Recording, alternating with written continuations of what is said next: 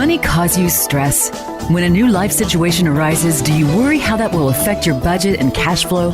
Managing money is not always easy, but learning how to plan, set, and adjust goals as needed can help keep stress to a minimum and your financial success on a steady course. Welcome to Money Counts, Unleashing Your Money's Hidden Potential, with host Debbie Peterson. Your future plan starts right here. Here's Debbie.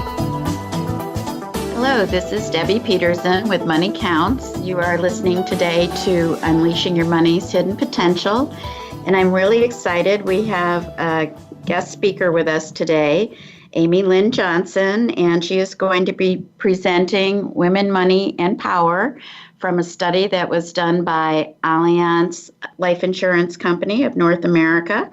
And even if you're not a woman, it's very good information because it's about how women think about money as compared to how men may think about money. And of course, these are generalities. You may have a different opinion yourself, but I think you'll find some really good information in there. Amy is the Vice President of Advanced Markets, and she's responsible for speaking and educating people across the country about lots of different topics. Some of them are this particular presentation. She also talks about divorce issues, Social Security, healthcare, retirement, things like that. She was previously a financial advisor before she joined Allianz and a consultant with Financial. And she's been in the industry a number of years and holds some really cool credentials that I won't bore you with at this time. So I also have Nicole Maloney in the office with me today. She's another advisor at our company. And we would like you, if you have any comments or questions, to contact us at mcradio@moneycounts.biz and give us some feedback on whether you like the show or not. We're hoping you will, and this is Amy's first time doing this with us, so if we start giggling or something, just remember you're listening to three women. So, all right, Amy, it's your turn now. Thanks, Debbie. So today we're going to talk about women, money, and power, and really how to take control of your financial future. As Debbie had mentioned, Allianz Life has done some research in the women's market, and one of the things that we've discovered is that women just have less confidence when it comes to financial strategies. And as a result, it's sometimes a little paralyzing to women that they just don't feel as confident about doing things financially. Therefore, sometimes they delay or put things off or procrastinate. And that's really what we're going to talk about today. One of the things that I'll do as we're going through this conversation, if you will, is I'll kind of ask some questions of you. And of course, as you're listening along, you can answer.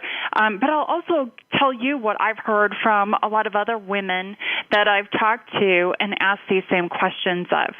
So we're going to talk about a couple different things. We're going to talk about why you need a financial strategy. We're going to talk about understanding who you are financially and just getting a better sense of how that could impact you and your relationship with money. And then we'll give you some tips on how to get started, really how to move forward and how to take control of your financial future. So let's start first with that first agenda point that I pointed out, why you need a financial strategy.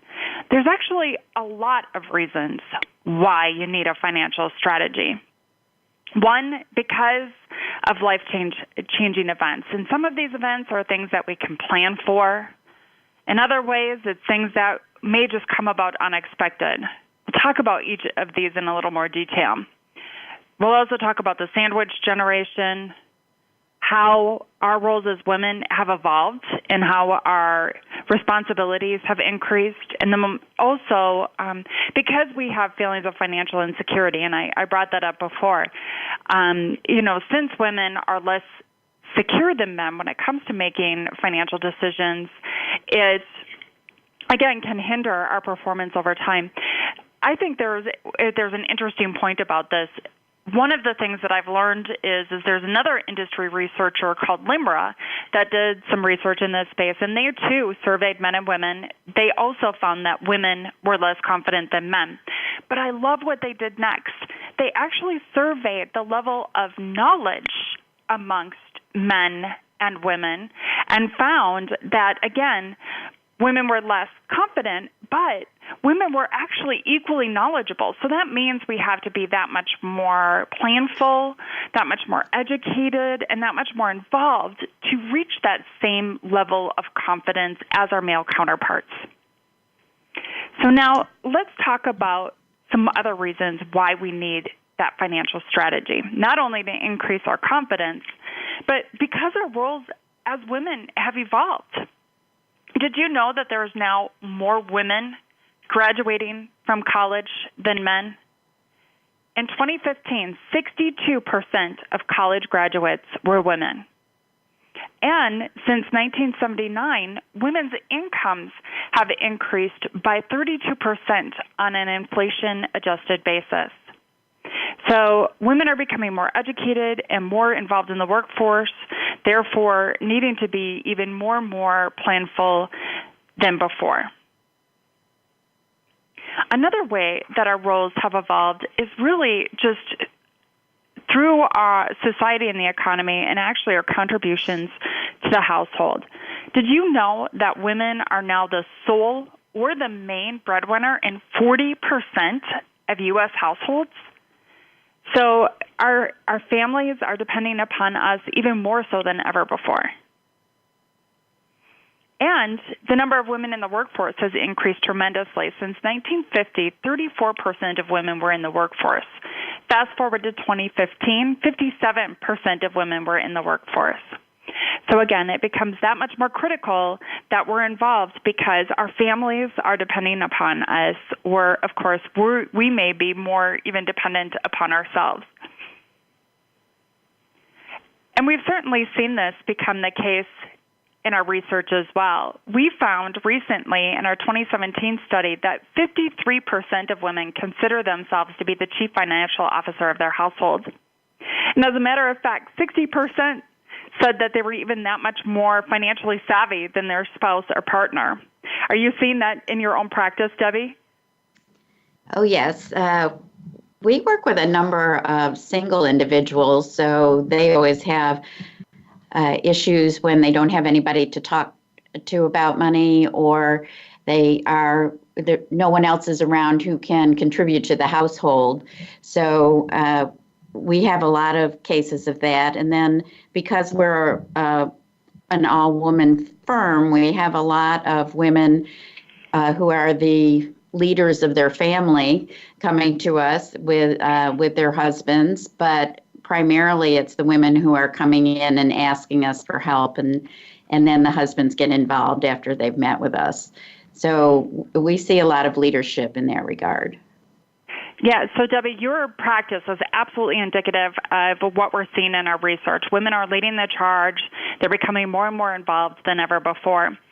And even if you're not currently the chief financial officer of your household, the probability that you could be at some point in time in the future is pretty significant. The reason being is because women have longer life expectancies. So whether we as women are involved or managing our money maybe when we're younger before we're married, or throughout life as single women, or maybe later in life due to divorce or widowhood, women definitely find that at some point in their lives they're going to be confronted with managing the money. So doesn't it make sense that we're that much more planful and educated and involved so that regardless of what life throws in our direction, we feel more confident about the directions that we're taking?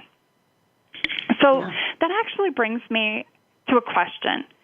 Here we're going to ask, how do you feel about your financial future? And what I hear from a lot of women, regardless of who I'm talking to or what part of the country I'm in, I hear a couple different things. One, people may not feel all that confident, but sometimes it's because there are things in life we just can't control, whether it's the stock market, maybe an illness, or legislative changes that could impact us. But I also see many times women who say, I feel good, I feel confident. And I always ask another question, and that is, why? Tell me why you feel that way.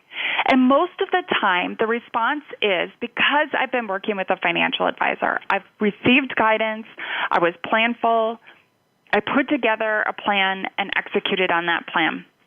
And that is such a big deal for a lot of people, and that's usually the critical element that really changes people from maybe that lack of confidence to feeling pretty darn good about where they're at.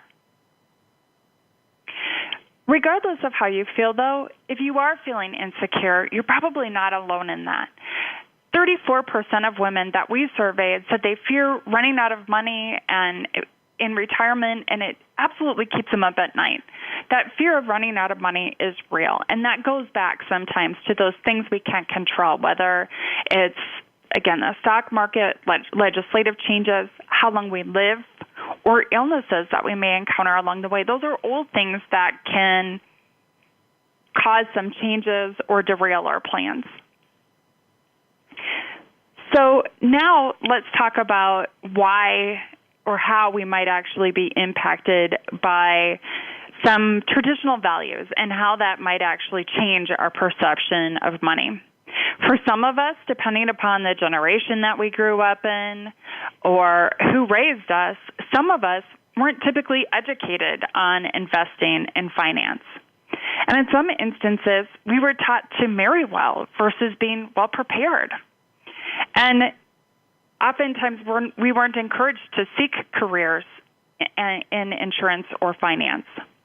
As a matter of fact, I remember my mom told me when she was growing up that she was encouraged to do 3 things. If she wanted to go to college, she could study 3 things, and that was she could go to school to be a secretary, a nurse, or, now I'm drawing a blank, or school teacher. A teacher. Yep, that's it. My mom said the same thing. Yeah. And she also said make sure that your family never depends on your income because you don't want to be forced to keep working. Oh, wow. Well, that's good advice, too, right? Yeah. Times have changed. Then there's no pressure. I love it. But, of course, that's not really, and it's funny that we laugh about it now, but that's not how a lot of households work. I mean, a lot of households today depend upon 2 incomes, or, of course, we may be single, and depending upon our income, and what a lot of people say that we're surveying is the fact that really talking to their children, their granddaughters, learning some good lessons, teaching good money values can be so important. And one of the things that we're seeing as a result then is that more and more women are encouraging their daughters and their granddaughters to start planning early, to be more self-reliant, and to have a financial plan. So there is a little bit of that, but I think we can all probably agree that money is still a taboo subject. Let's face it. I mean, there are a number of things that are still considered polite conversation or not polite conversation. And the not polite would be things like sex, politics, money, religion. I don't know what else we're supposed to talk about. But it does make sense for us to overcome the fact that money can be such a taboo subject, because if we can talk with one another, we can share our gains, our losses, the things that we've learned along the way, and ideas or strategies that have served us well, then not only have we done okay, but perhaps we've given others the opportunity to do even better as well and to learn from our mistakes and our successes. So that brings me to another question. What money messages did you learn from your childhood? Were there things that you were taught, good or bad, that influenced how you feel about money? I bet there may be some things for many of you. One of the things that I was taught by my grandmother, who grew up during the Depression, she's very frugal. She said, definitely don't pay someone else to use their money. So in that regard, don't pay interest on the money if you don't have to. So because that interest that you're spending or paying someone else is money that you could save or spend elsewhere. And that idea of saving or spending that money elsewhere always sat with me. And to this day, my husband and I don't carry credit card debt because we know that that is money that we could be saving instead or spending instead. So as a result, we've done that much better in managing that money. And that was just one simple lesson that my grandmother taught us that really impacted us greatly. So what I would encourage you to do is think about something that you can teach your kids, your grandkids, or a friend, a family member, another loved one in your life that could really impact or influence them. Debbie, would you like to wrap up? Sure. Some of the things you were talking about, we've covered in other shows. I started Money Counts as a company because I felt there was not good education around money offered in the school systems, even when you got up into the college levels. And I realized I have a sister who's a doctor, and she never got any education about running a business or anything financial. Even in all those years they have you spend to be a doctor or a dentist or any of those professions. So if those people aren't learning it, I guess it's no surprise that the rest of us aren't either. I thought earlier in my life that somehow I had just missed that education, but there is not any financial literacy program in our schools for the most part. I know some school systems are now starting to adopt some things, which I think is very necessary. So we're often at a disadvantage because people will be talking to us. You mentioned, a woman being an insurance agent, for instance. Well, insurance has its own language. And if you don't know what it is and somebody's talking to you about what kind of life insurance do you want, you have no idea what they're talking about. I remember thinking that I had no idea you had to take a medical exam to get life insurance. I just thought you went somewhere and you bought it. So if you don't have any of the basics, you're going to do whatever the first person tells you to do that you talk to. And that might not be the best thing for you to spend your money on. And it doesn't mean that whatever they offered you was necessarily bad, but we only have so much money to go around. And so we have to be careful with the choices that we make. And that's part of our educational process and how we work with our clients is before we start making changes or before we start setting goals, we want to look at the big picture and see what's going on now, and then what is the best way to reach our goals by prioritizing and focusing. So I think that information that you shared with us was very helpful, and we're looking forward to hearing some more from you after we take our break. And I hope that everybody this week, when we're recording this is Thanksgiving week, so we're hoping that everybody takes some time to be thankful, and we're thankful for having you listen with us. Go ahead, Amy. Thanks, Debbie. So before we left or took our break, one of the things that we were talking about was all the reasons why you needed a financial strategy. And we talked about the fact that women have a lack of confidence. We talked about the fact that we might even be influenced by the fact that our roles have changed as women in society and in the economy more so than ever before. And as a result, we're having to be more involved. Another reason why we might need a financial strategy is because of life events. Life events can really reshape how we plan for our financial futures. But one of the things to point out here is that, of course, creating a financial strategy in line with a life event is not a new concept. But what is a little bit different is actually how women view saving for a life event. We look at saving for a life event from more of an emotional, values-based standpoint than an economic one. So as a result, sometimes that emotion can drive our priorities when we're looking at that, or maybe cause us to look at those goals a little bit differently, typically, than men would. So just something to keep in mind, especially if you have a partner or a significant other that you're talking with about your goals. That's another thing, Amy. Yeah. That's another reason why Debbie started Money Counts, in the fact of we like to engage clients when they're going through life events. We like to help them plan through those events and make sure that they have the right information to choose the right decisions that are best for them and their family.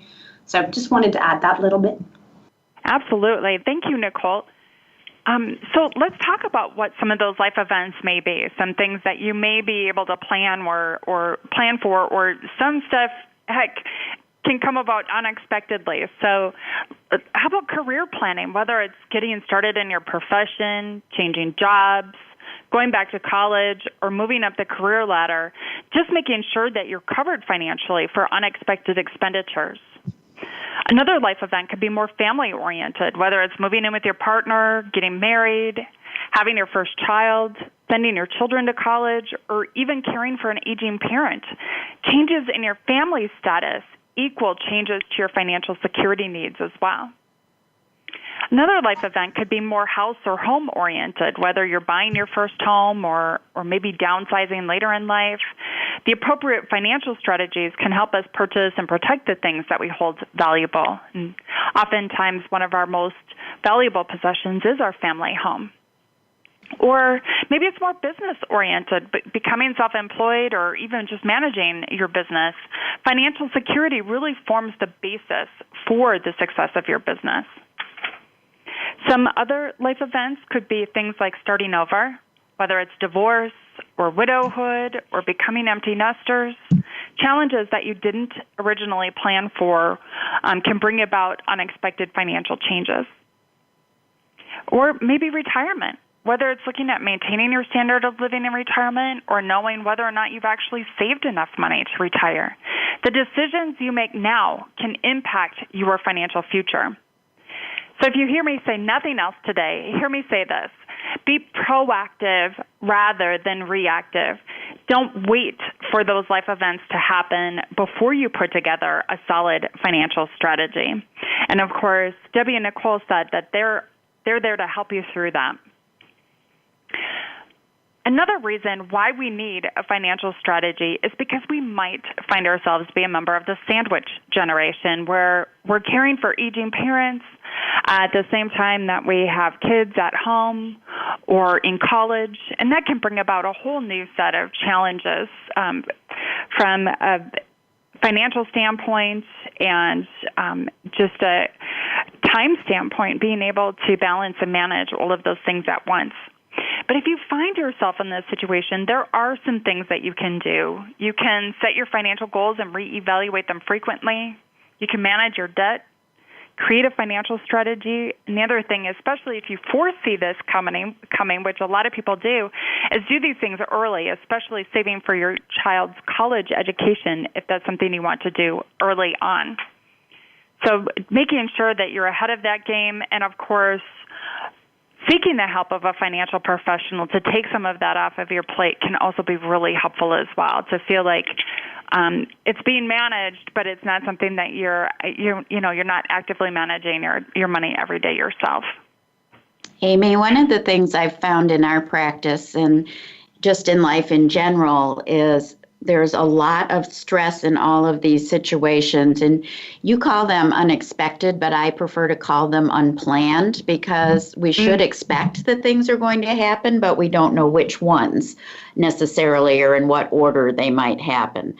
What I found is that the more information you have, the more control you feel, and that will help you feel less stressed about the situation.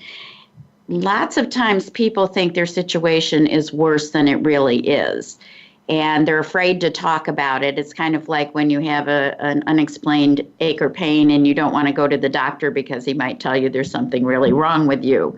So lots of times people don't want to talk about their money because they think, oh my God, somebody's going to know what I'm doing and it's really stupid and I don't want to know that. I'm just going to pretend I hadn't thought about it or something. So we actually have quite a lot of fun with people when they're in the office and we get talking about different things that have happened in our lifetime and how we made some of the decisions that we've made.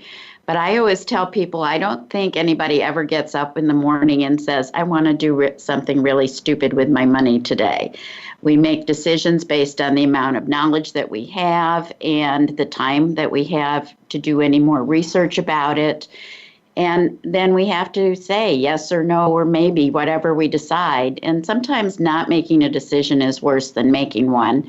And some people forget about that. So it is important, but think of your stress. When you mentioned that sandwich generation, it's not just the finances that are scary. It's all the time that it takes to, and responsibility that you have if you're the middle person in that scenario, and if you're fortunate enough to have a partner in your life, they're feeling the stress too. No matter who's the primary caregiver, the other person is taking on more responsibilities for all the other things that you used to be able to do. So, those are some really big challenges that have come about because of our extended life cycles. So when you mentioned that your grandmother said that there were only 3 jobs that a woman would normally have, in addition to being a homemaker, we were not expected to live anywhere near as long as we do now. I remember that 70 was the average lifespan of a person, and I'm getting pretty close to that right now, and I'm glad it's moved ahead some. But that does make more opportunities for us to need more money as our life goes on many, many more years than it used to. Debbie, I couldn't agree more. And it's oftentimes where we start in some of the questions that we ask during this event that we talk about, or our research. What life events are you currently experiencing? How do you feel about that?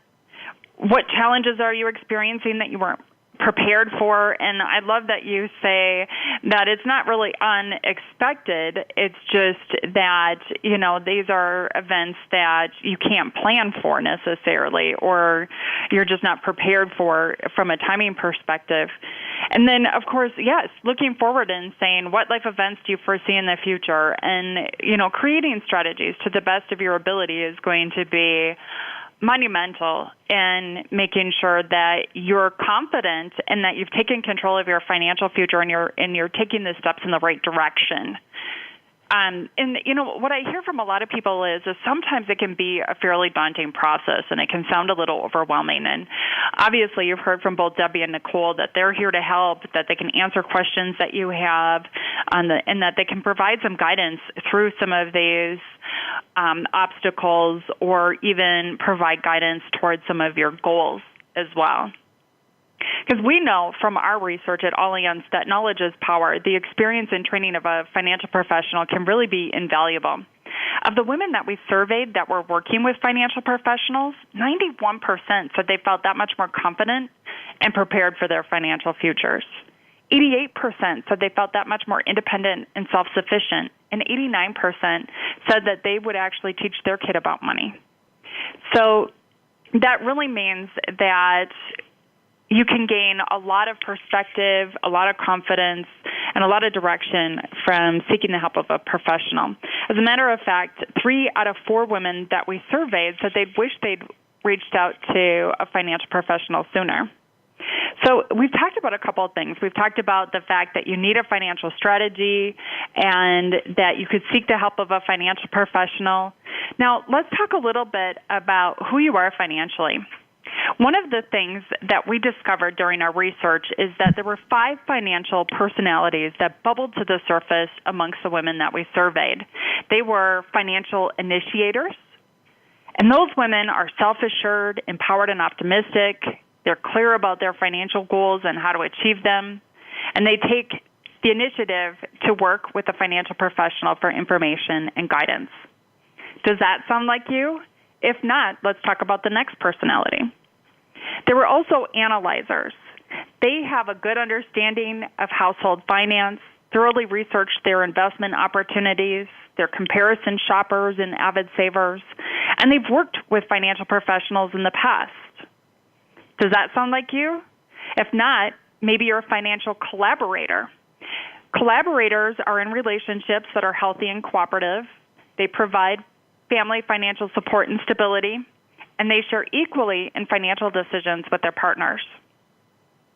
Perhaps that sounds like you. If not, we also found that there was financial avoiders. These are people that are overwhelmed by financial choices that are available to them. They avoid taking the steps to resolve financial problems due to a lack of financial knowledge. They know they benefit from seeking the help of a financial professional, but they're just having trouble taking that first step. Does that sound like you? If not, we have one more personality, financial dreamers. They're intimidated by money and investing.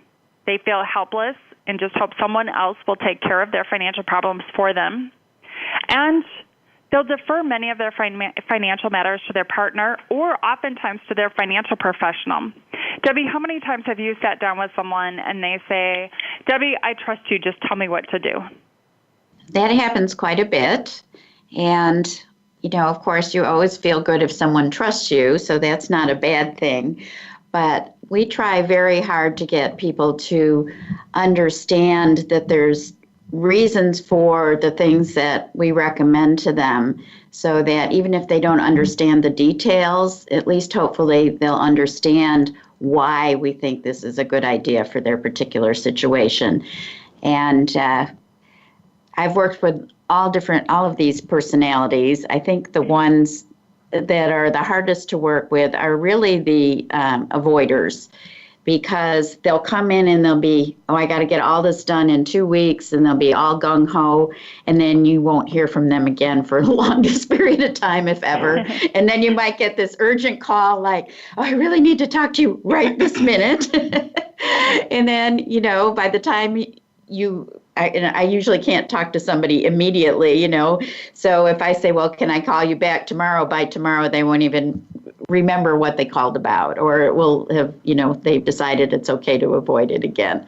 So if you get into a situation, if you feel you're an avoider, I do suggest that you try to find somebody who you really like as a person to work with you, that you're not intimidated by them, that it's somebody who makes you feel empowered by your conversations, that we have some laughs together like we do in our office, and that you feel really comfortable sharing with. And then if you are going to be working on something like that, just remember it doesn't do any good to have all those ideas if you don't implement them. So you want to work with somebody who will help you implement them, but you have to do the work yourself on the things that you're responsible for.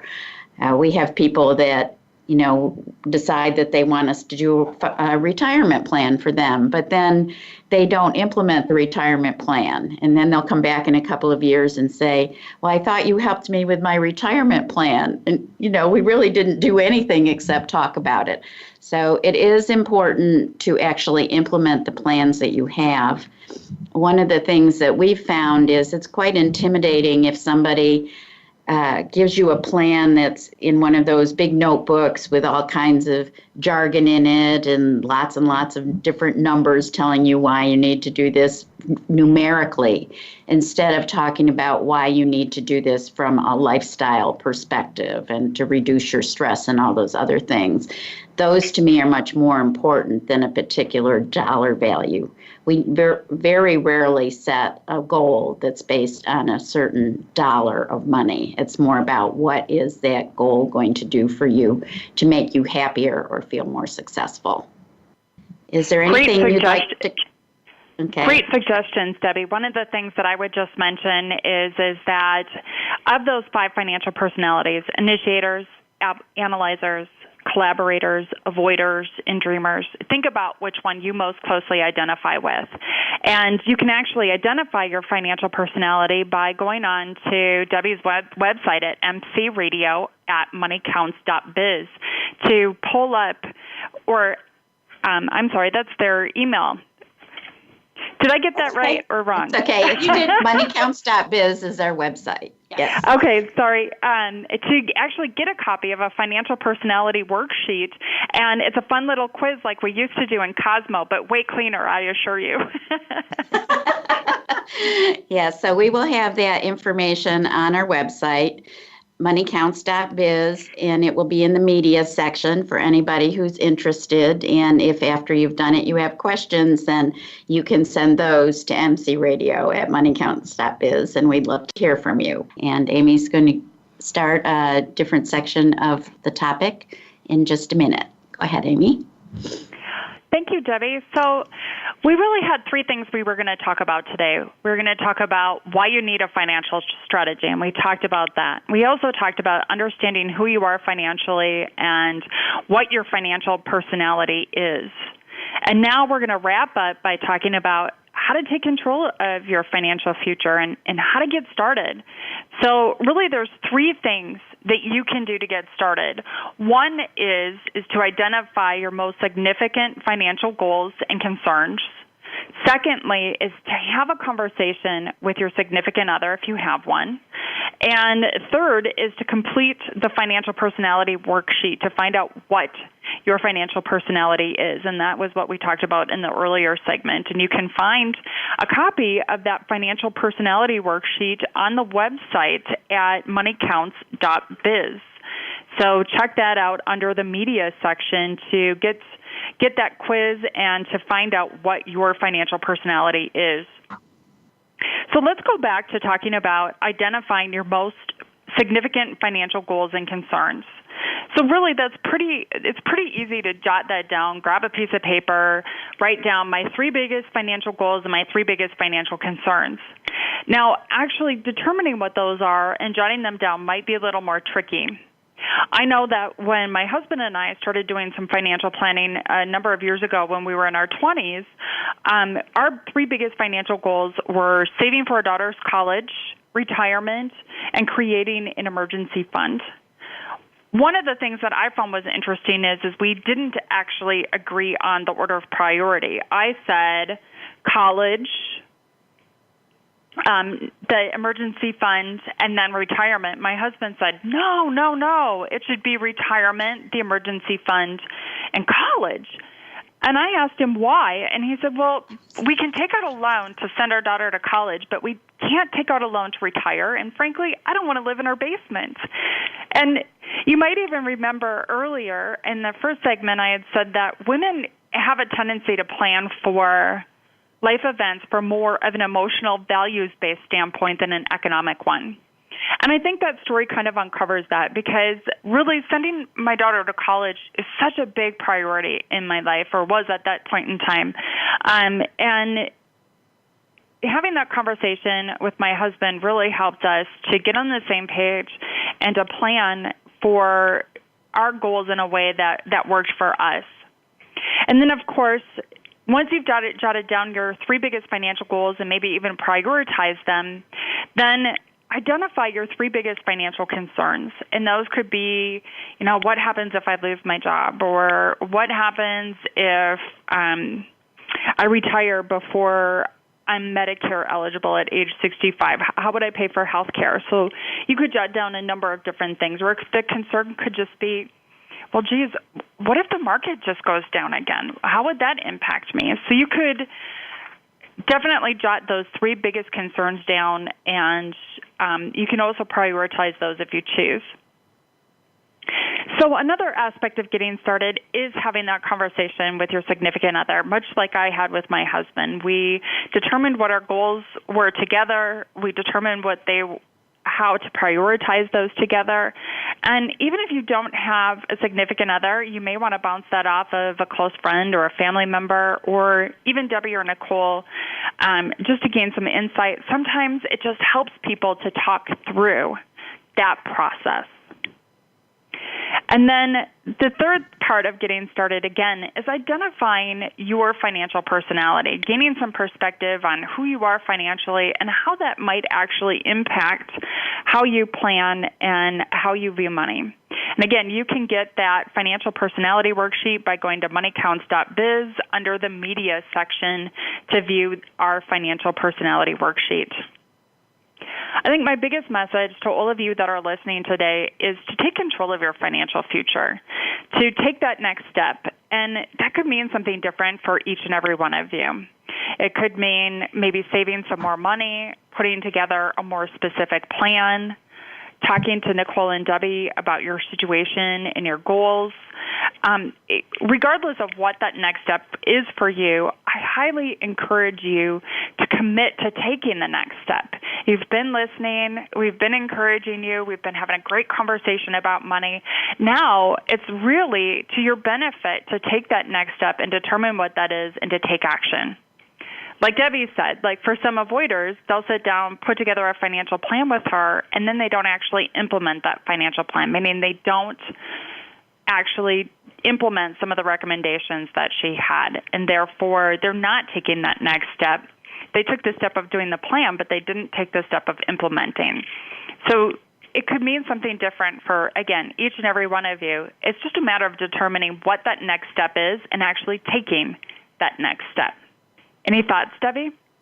Yes, I have several. One of them is that a lot of times people don't feel that they have enough money to come and talk to a financial advisor or a planner. And my thought is that you're not going to learn how to have more money if you don't talk to someone who can help you. There are very many different types of advisors. Some specialize on investments, some people specialize in insurance products, and some people look at all different types of situations that you may be experiencing, including if you have credit card debt and how your home is financed. And that is how we work with people. We like to look at all the things that you might need to spend your money on and what are some of the major places where we can find opportunities for you to improve your cash flow and free up some money for you to start being able to save. It is difficult in our world as it is today with, for instance, just so many things dependent on technology and the cost of all that kind of equipment and access to the internet and all of those things that we didn't used to have to spend money on in the past. So, and you can't be very successful without that. So we have to make choices, and we want to make good choices, but there are always choices. It's not that this is the only thing you could be doing. So try to learn more about that. And the way we work with people, we do not charge for our consulting time. So if you're shopping around for someone to help you, there's some questions that you can ask to find out, do they have a minimum account value that they want you to have before you come and talk with them? Are they going to charge you an hourly fee? Are they going to charge you a fee for planning? And I'm not saying that any of those are better or worse than the other. They're just different.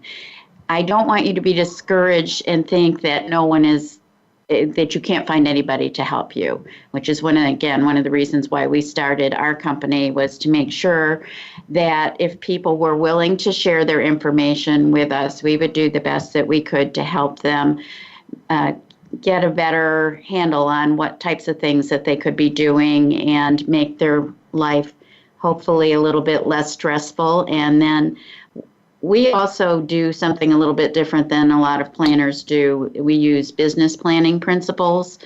We call it strategies for the business of life. And what we're doing is trying to get you to think in a 3 to 5 year time horizon when you first get started. What would make you feel really successful if you were able to accomplish it? So that way, if we prioritize and we try not to work on too many things, too many goals at the same time, you make headway faster if you're not trying to do 5 or 6 things at once and you're only trying to do 1 or 2. That starts building your confidence. And as you mentioned, women tend to be less confident. We feel sometimes that we don't have as much knowledge as we should before we should make a decision. Sometimes we get people who are just the opposite and jump into things. So Nicole raised her hand. Neither one of those is all good or all bad. Some sort of balance between the two is usually good. Yes. But if you have a partner, someone that you can work with, even if it's a family member, it doesn't necessarily have to be someone who's a licensed financial planner, but someone that you can talk with about your issues. I do think you'll find it helpful. And I'm always cautioning not to try to put a very specific time horizon on things. Like you want to say, I'm going to get this done in the next 3 weeks. And if you don't, then you feel like you're a failure. Try to give yourself a little more leeway. Instead of giving a date, say, this is the order I want to get these things done. And when I get done with this one, I'm going to do the next one, something like that. You might feel more successful because life is going to get in the way of some of those time horizons. So that's a few of the things that came to mind, Amy. That's great advice, Debbie. Not giving yourself a deadline, but giving yourself an order in which you're going to do things so that when you're done with one, you know what the next one is. And I love that suggestion because you're right. People's lives do get in the way, and sometimes we need a little bit of forgiveness, and we need to be a little bit easier on ourselves as we move through this process. And, you know, what's so nice is that you're there to help, and you're so understanding, and you've been doing this long enough where you can help people through that process and encourage them. And I love that. I think that's so important. Well, we've had a lot of fun over the years doing this sort of thing. And I guess I always think of a story, a real quick one about my sister, and she wanted to go on this vegan diet. She's a doctor, and she wanted to learn the benefits of a vegan diet. And she decided to give up coffee at the same time. Well, she decided that wasn't a very good combination, and it was smarter to drink the coffee and stay on the vegan diet than do it the other way around. So just a little bit of a life lesson there. So we're getting ready to wrap up for this week. We're really happy you were able to come and speak with us on this subject, Amy, and I hope everybody found it useful. Please get in touch with us if you have any suggestions for future shows. Again, that's mcradio@moneycounts.biz. And thank you for listening.